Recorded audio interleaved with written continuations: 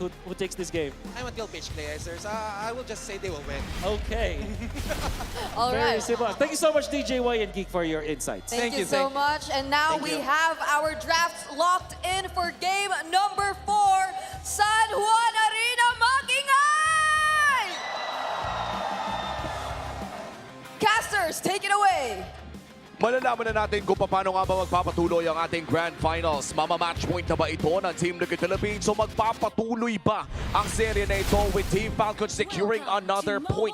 This is already our game number 4 of the Grand Finals. Malayo-layo pa pala sa match point dito ang Team Liquid Philippines kung makakabawi ang Falcons dito. Yeah, ang mas maganda rin sa draft na nakita natin, kanina nung first 3 games, dinala tayo kung saang era. Nakita natin yung era ng M3, M4, M5 pagdating sa draft. Ito literal 2 years ago lang. Yuzong, actually last year lang, Yuzong YSS para sa TLPH. At nakakamiss din kasi yung mga ganitong klaseng mga burst lineup na maaga pa lang ay kaya ng pumalag. Usually kapag high tempo, makikita natin Zushin, ganito, ganyan. But looking back at the Echo Express pa during that time, Sanford's Yuzong has been a key piece sa history ng Echo Express. Oo nga pala, no? Alam natin kapag nangalahati na yung buhay ng pagong, may lilipad talaga na dragon sa inyong uluhan. And ito yung kailangan tingnan ngayon ng Falcons. For sure naman, nakahanda naman sila sa mga ganong klaseng atake. Siguro ang kailangan lang nilang patahan dito ay kung paano nila bibigyan yung mga frontliners dito ng CL para hindi mangyari yun. Oh. And right now, it's Super Marco. Back-to-back games dito sa carry. At mukhang ang sagot ng Team Liquid Philippines ay kumuha ng Freya. Napanood natin sa serye ng Smart Omega sa kanilang lower bracket run ay gumamit din sila ng similar na estratehiya kung saan ginamit ni Netsky ang isang Freya laban sa isang carry kung saan nakalamang talaga sila ng early to the mid-game. No, kung range kasi pag-uusapan, medyo lugi talaga. Pero Purify, pinapop na rin para dito kay Sanji. Mabibitin si Ogwen. Pero kritikal ang sitwasyon ni Haji at kailangan niya mag-back away. Kung tignan mo naman yung pagkat dito, napakaaga mula dito kay Teddy. Oo. Typical na yan, typical frame move against the carry pero nakaharang si Ogwen.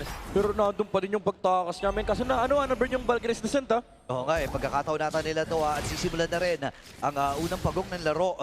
Dahil nga masyadong malayo din si Kyle ay hindi na ata siya makakapag-contest pa. Oo, may 1 level gap din kasi. That's the first turtle secured para dito sa Team Liquid Philippines. Basic lang para kay Carl Daisy. Farm Express para dito sa YSS. So, as long as napipigilan nila yung aggressive movements dito ng Team Falcons, as long as nagre-react yung Atlas, yung Fredrin at pati na rin yung Phobius, okay lang kasi pinagpa-farm lang nila si Cartezy. Interested nga ako kung kasi naka-assassin emblem si Cartezy instead of the typical marksman emblem. Pero with the added damage na meron dito yung assassin emblem, at least meron silang tempo sa mid-game. With the marksman, baka maging greedy siya sa pagka-farm. So maybe we might see a aggressive move mula sa TLPH once na ma-hit na nila yung first timing sila. Napakasakit din pala ng poke damage na manggagaling dito kay Ogwen. Burning the regen as well dito kay Sanji in the mid. Si Carl Tizzy ay susubok naman poke sa mid pero mukhang hindi pa naman mag-hard commit. No available mounted shocker pero kaka-ulti din lang dito ng Blue. Uy. Okay, level 4 na rin din si Ogwen ha. Ngayon nagamit yung mountain shocker at mabilisan na kagad nila pinatumba itong si Ogwen. Ganun-ganun lang, men. Napasama pa yung flicker namin, nadamay pa niya si Haji pero wala nang follow-up mula sa TFPH team. Falcons, wala silang magawa sa mapa. Even though, sobrang interested nga ako doon sa blue pickup ng TFPH kasi usually, nakikita natin baliktad yung nangyayari. Yan yung pinipikan ng Atlas. Oh. Pero ngayon, Team Falcons parang hindi sila makahanap ng way to bypass this glue kasi kanina pa yung control ng TLPH dito sa may mid lane. With the Zushin and the glue, kailangan talaga i-force ng Falcons itong dalawang to. Now, mid lane naman nata magiging call ng Team Falcons. Sa pagkakaalala ko ay laban din ng Smart Omega kontra Falcons yung Freya na iyon kung saan nilaro nga yun ni Netsky. And carry din ang ginamit ng Team Falcons. Kaya naman sabihin na lang natin na may warm-up na ang Falcons dito sa ganitong klaseng matchup. And may habulan na magaganap ha. Ogwen, available yung kanyang Fatal Legs. Pero threat lamang yon sa paparating na pagong na pwepwestuhan na rin kagad ni Daddy JP. At lamang na lamang ang side ng Team Liquid Philippines dito. Mapapower spike man, mapapwesto. Kaya naman susubukan lamang ni Ogre na magbigay ng vision. Pero full commit ata ang gagawin ng Team Falcons sa pag-contest nito. Yeah, again, may bypass sila dito with a perfect match mula kay Ogwen. Carl TZ has to secure his position. Ang kailangan lang isipin dito ng Team Falcons, saan manggagaling yung Dragon. Yeah, yun nga eh. And si Sanford dito, nagpakita na rin doon sa may Ayun na. itaas. Black Dragon Form na nagamit dahil kalahati nga yung buhay. Doon pa Owen. ito, nagtatalo na rin itong si Naku, Lam. Lam. At nakuha pa rin ang Team Liquid Philippines sa pagkong! Sa may petrify mula kay Sanford. Atas muna si Ogie pero hindi ata siya makakatakas dahil mabibit-bit siya with the lantern mula dito kay Sanji. Medyo masakit sa ulo yun mula sa Falcons, ha? Nagmukhang miscom yung nangyari doon sa Team Falcons na naiwan si Flap after that turtle secured from Team Liquid Philippines. Kaya naman lulobo ang kanilang gold dito, 2,000. Silipin natin ang ating Infinix in-game equipment. Actually, si skip na ata ni 4D. Yung Hunter Strike niya, re-recta na ng dominance ay Super Marco. Okay, speaking of pagrekta, rumekta na rin si Sanji dito. Nagamit yung Crimson Beacon pero si Kyle ay nakaba. Fury. Purify ay nagamit din. Pero hindi pa gagamit muna dito ng taunt. Itong si Kyle, lalapitan muli niya. Perfect match ay gagamitin na rin dito ni Owen at siya na. Ang magiging sakripisyo sa naging tagpo na yon, Super Makmak. At yung tatlong miyembro mula sa Falcons ay magkakat na rin. Yeah, but the thing is, look at the Team Liquid. They're happy to take this trade. You waste so much resources mula sa Team Falcon samantalang payapa at hayahay lang na nagpa-farm si Carl TZ. At yun naman talaga yung win condition when you're looking at Team Liquid right now. Gusto mo na makapag-farm dito si Carl TZ. Gusto mo makakuha lamang ng gold at currently no ranking third sa ating gold ranking sa larong ito. Nangunguna lamang ang ating mga gold laners. Pasok na pasok sa win condition ng Team Liquid. Yeah, nakakatakot dito yung presence ng TLPH kasi ang dami nilang fighters. Even though meron kang Atlas, meron kang way to actually slow down the fights with the Lilia as well. Ang dami mo rin control. Ang problema, men, for Falcons is yung decisiveness ng TLPH when they go for the team fight. Especially once na kinumit na yung Black Dragon form. Nakita natin yun ng previous turtle. Isang dragon lang kay Sanford, nagtakbuhan yung Falcons. Oh no! Okay, may pagsabayan si Super Marco dito. And Teddy ay lumalapit! Pero nadamay pa dahil pumasok na si Sanji doon. Hindi maiwasan yung mga Valkyries dito ni Teddy. At 0 trade ata ang magaganap. Walang ibang makukuha ang side ng Team Falcons. Kapalit ang buhay ni Super Marco doon sa may bandang itaas. Next turtle, last turtle of the game. Yung dalawang pagong ay nakuha na ng Team Liquid Philippines at mukhang hindi na makakapalag pa ang Team Falcons dito. Perfect turtle take para kay Carl TZ. Yeah, and again, Team Falcons, because of the numbers advantage na meron dito yung TLPH, karamihan sa objective nila kailangan nilang bigay. And hindi pa tapos yung TL kasi meron pa sila mga skills. Speaking of pagbigay, bibigyan din natin nila dito si Kyle at may ipit sa 5! Team Liquid Philippines, pero meron pa fatal link sa magagaling dito kay Owen. Oy! Mamamaalam si JP pero buhay pa rin. Ang mga damage shield. Oy, pumasok! Pumasok na Valkyrie si Seth. Nagamit na ni Teddy. Purify ay mapipindot Oh, na Dark rin. Wave! Tumama yung Dark Wave dun sa dalawa. Papasok si Flap. Flicker ay na-force na rin niya. Oh, Pero walang wave ang Team Liquid. sobrang grabe naman yung team fight ng TLPH. Laging may engage, laging may nanggugulo sa likuran. Kanina si Sanford, hindi niya hinayaan makaharap si Super Marco sa team fight. Ginamit niya yung Petri na force din yung Purify and binalikan niya yung frontline ng TLPH. Nung bumalik na yung Dragon kasi wala na siya skill, si Sanji naman yung humarap. Oh, Sanford! Oh. Napakahapdi ng mga shuriken ni Super Marco. Napakamot na lang sa ulo dito si Sanford dahil sa sobrang kate ng damage ni Super Marco. Yun ang- Straight na naman pare. Ay, ay, ay, ay. Hindi pa sila tapos dito. Si Super Marco pupuntahan. Flicker na gamit din ni JP. Makakasap pa ba siya? Hindi na ata kailangan. At mamamaalam din yung gold laner from Falcons. At hindi talaga pwedeng may libre para dito sa TL. Right now, ahead by 2,000. Nakahanap na naman sila ng isang kapalit doon sa buhay ni Sanford. And we could see na talagang ayaw talaga ng Team Liquid Philippines magbigay ng kahit ano. Yung blueprint ng TLPH, men, parang wala talaga silang pake sa side lane. Everything starts from mid, doon nang gagaling yung pressure, then gagawa sila ng play sa isang side lane. Pero lagi magkahiwalay si Teddy tsaka si Sanford kasi alam nila, kahit may mamatay sa isang side lane, may isang kayang man-pressure. And si Carl TZ, sa lahat na nangyayaring to, dahil ang daming kaganapan, payapa lang nag-farm yung Yison Chin.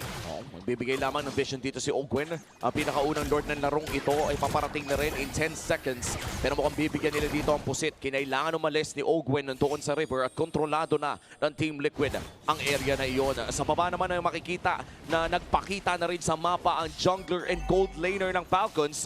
Kaya naman mapipwesto si Sanji at mapapapurify din palayo. Yun lang, nakaiwas naman na doon sa Fatal Link. So may ideya ang Team Liquid na walang big ultimate para dito kay Ogwen. Crimson Beacon lang ay sasagot ni Sanji. Hindi sulit, Di pare. sulit, min. Kasi imagine mo yung POV ng Liquid ngayon, paano ba papasukin yung Lord? May Dragon, may Glue, may Freya nagpo-push. Wala silang makuha sa mapa. Isang torre lamang ang nakuha ng Team Falcons at pati na rin konting damage doon sa baba. At mukhang naghahanap pa ng team fight dito ang TLPH dahil katulad ng sinabi ni Midnight, hanggat may skill ang Team Liquid ay patuloy silang maghahanap ng pwedeng mabigyan. Ang hirap ng sitwasyon dito ng Team Falcons, men. Lalo na ngayon, may Ice Queen 1 na. Yeah. Itong si Sanji, oh my goodness, ang hirap na ito, Ang daming utility, ang daming skills. Kumaga, sa perspective ng TLPH, wala kayong ulti. Anong gagawin nyo ngayon? Pero at least makaka-reset naman yung Team Falcons. Sinintay ng TLPH yung pagong. So now they have the Fatal Links. But for TLPH, re-relax sila ng konti. Ihintay lang nila yung Purify ni Sanji. And then actually, never mind! Wala nang hinintay, pre. Nag-Black Dragon, no? Ayun na nga, yan, sumugod na rin itong Sanji! Sanji. Pero siya yung Wow! mapapatay. Napalalim din nata sabay ni JP na masyado rin Oh, malapit wow! sa torre. Pinapunish na kagad dito ng Falcons yung overextension ng Team Liquid Philippines. Boy, pa naman si Carl. Saan na makakapatay din si Super Makmak. Yung Lord ay nasa itaas na bahagi. At parang nalugi ata si Elton. Oo, nalugi ata at naghahanap pa nga si Ogwen ang susunod niyang biktima. Si Teddy ang kanyang nakita pero si Carl at si Kylie nagkakatinginan sa loob ng kubat ng Falcons. At makakaalis naman ang TL pero patuloy ang pag-push ng Team Falcons. Ibigay pa nila to pero si Cartesian Barko, may bangka siya. Pero tumama din yung Oh! bangka. Kaya No lang, way! may ipit si Super Mark si Cartesian doon sa kamay ni Super Marco. Sakto yung pag-dash niya, men. Natapos yung immunity nung Traceless. And kumagat yung passive ni Ogwen. And hindi niya nalasit yung buhay ni Super Marco. TLPH gets heavily punished after that sequence. Hindi nila hinintay yung Purify ni Sanji. Alam naman natin gano'n importante yung Purify na isang Zushin. And Team Falcons, they get to capitalize the mistake.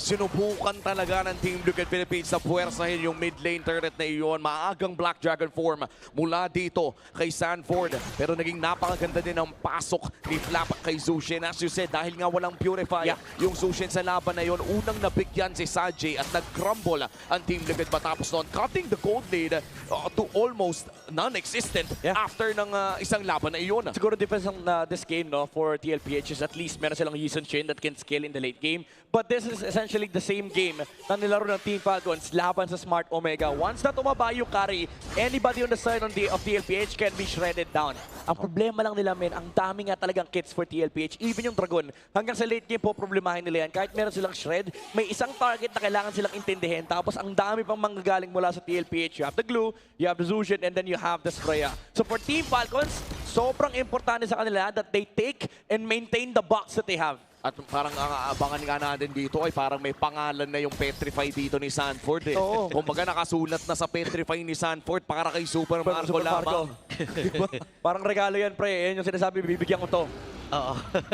And then gets mo naman din yung ginagawa dito or yung gagawin ni Sanford kasi wala namang way din ang Team Liquid Philippines na umabot dun sa likod. Siguro bukod kay JP, pero marami ka pa kasing iintindihin magpipil ka pa dun sa iyong kay Sanji or even kay Teddy, di ba? Grabe yung side lane, men. Walang ka-pressure yung TLPH kasi hawak nila yung River. Alam nila hindi sila pwede pasukin ng Team Falcons. Even si Teddy, nag-clear ng minion wave sa harap ng Atlas tsaka ng Kari. Pero gagawa nata ng paraan ng Falcons sa papasok sila dito. Kitang-kita kung nasaan sila. Okay, Black Dragon Form may nagamit kasabay ng Fatal Links mula dito kay Ogwen. Ngayon yung Lord ay makukuha ni Carl. May ipit ang dito siya lang ang magiging sakripisyo. Buhay pa rin naman si Ogwen. Papasok ng Super Pack. Masakit din ang kapana dito ni Carl. Pero makakakuha ng kill si Carl. Atras muna si Sanford. Mahabdi yung mga shuriken dito ni Super Makmak. At makakakuha sila ng dalawa. At makakuha pa sila ng torrent dito bago lumabas ang Lord ng Team Liquid Philippines at itutuloy nila ang pag-invade. Uy! Flicker! Flicker yung nagamit ha. Pero this time ay tumama din!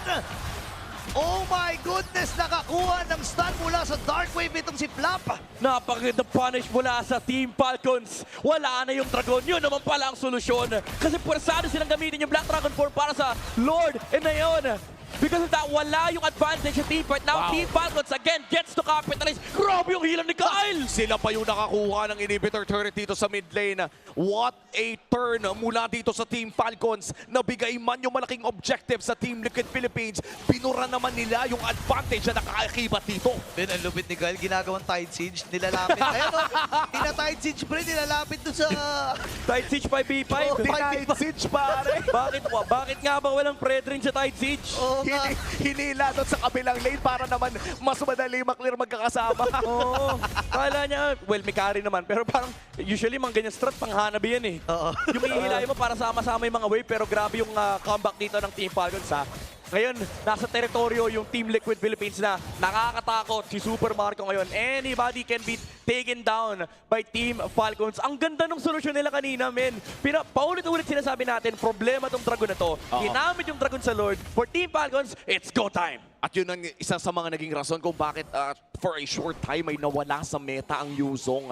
Dahil nasimulan ng basahin ng team or mga teams dito sa MPL Philippines kung paano bilangan o i-force out yung Black Dragon form. At nakikita natin yan ngayon 15 minutes in kung saan burado na talaga ang hawak na gold din ng Team Liquid Philippines. And for Team Falcons as of now, hindi lamang si Super Marco ang mahirap hanapin.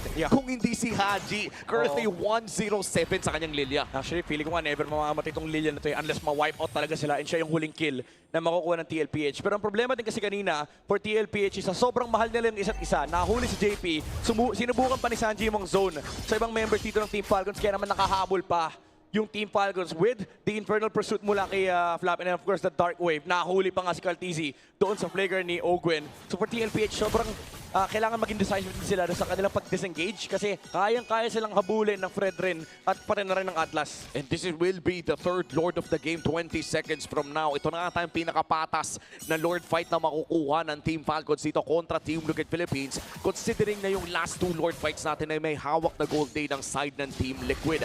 For Team Falcons as of now, lamang na lamang talaga sila dahil pati yung mid-lane inhibitor turret ay tumutulak para sa kanila. Yeah.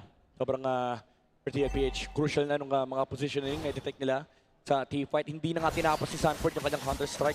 Usually makikita mo to sa kanyang mga Yuzong games kapag alam niya kailangan niyang mag-survive, hindi makapatay. And ang problema ngayon for TLPH is they cannot even engage kasi may threat lagi ng Fatal Links.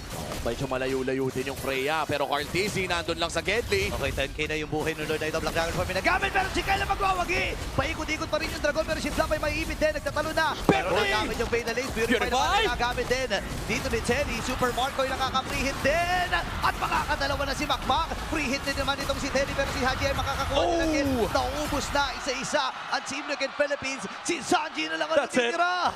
Rekta mid lane na ang call ng Team Falcons. San Juan Arena! Para pwede na ata ilista ito.